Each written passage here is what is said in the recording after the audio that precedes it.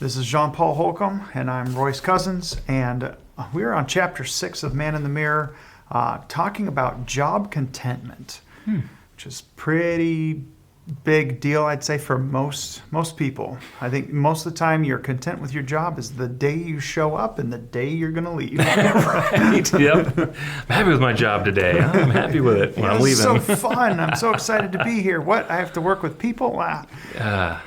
So here's one of the cool questions that I thought really struck me in this chapter is he asked the question, is work a curse?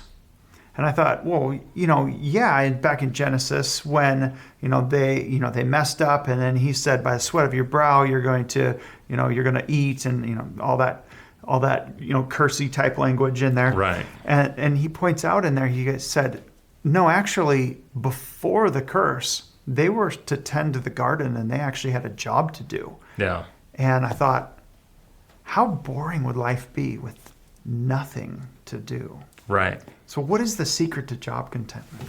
The secret to job contentment. That's basically the question that he explores here. And the thing that really struck me and impacted me, because God's been talking to me about this a lot this year, is essentially, who's the boss? Right? Some of us, we go to work and we work for somebody else, so we have a boss directly above us. Some of us own our jobs, right? So we're the one in charge, and if we don't work... Yeah, which actually means you've got a bunch of bosses because you're selling right. your services or goods to all of these different people. Exactly. Yep. I learned that the hard way. Yep. I think many of us have. Yeah. And then there's also those of us that own larger enterprises, right? Mm-hmm. Where we're over a lot of people. But the reality is, when you're a boss to yourself, we can kind of be a slave driver, right? And so the secret to job contentment, the first part in my mind is redefining who is the boss. Because if I have certain expectations for myself as the boss, I'm saying, hey, I'm going to achieve this and that, and then life circumstances come in and they screw that all up, man, life sucks. And I feel like it's the end of the world, and I even want to throw in the towel and quit. But if we learn to view God as boss of our lives, what kind of an impact does that have when things in our view go south? So that kind of reminds me of Brother Lawrence, who was a monk. I can't even remember the year, 1770 something, I want to say. Way back. Way back. Yeah, I can't even. Can't even remember the date, but it was powerful to read about how much he loved what he did. He did all this menial work, the scrubbing the dishes and the cleaning the floors and doing all this stuff. He just spent time with God. Yeah. And if you want the story, it's practicing his presence, I believe, is practicing the presence of God. Yeah. Yep.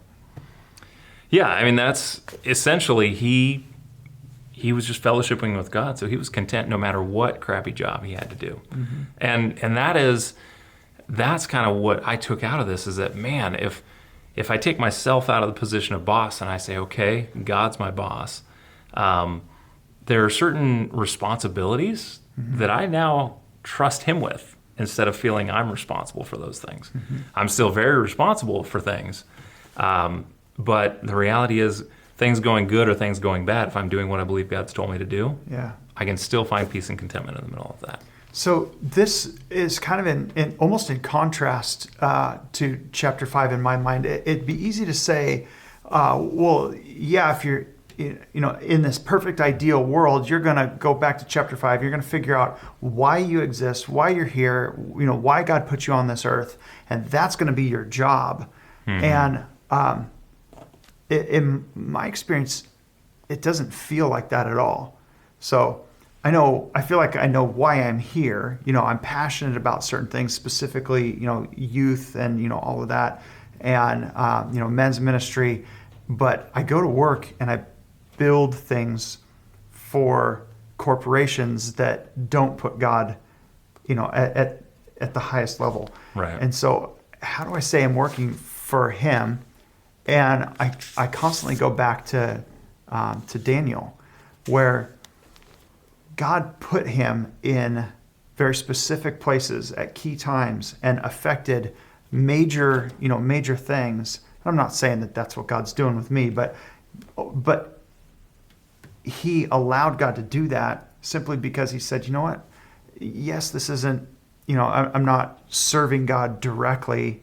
No, I'm totally serving a king that may not even, care about God or believe in my God. He was polytheistic and all that, but he served, and then in those moments, super powerful things happened. Yeah.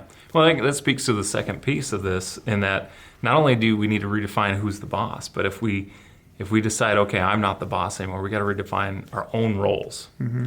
And when we accept the role God gives us, and we walk that out on a daily basis, which I'm just going to say right now, I think for all of us, that's a daily, like a daily surrender thing. Yeah. Like I'm tempted to pick up the reins every day and say, okay, God, I got it today.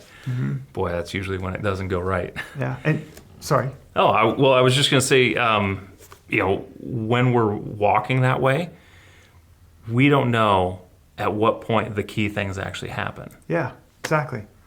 I mean, you can read Daniel's passion about what he was excited about when you read the book, but the reality is that he would not have been in the position to do any of the amazing things that he did had he not done the day-to-day things that God was asking him to do.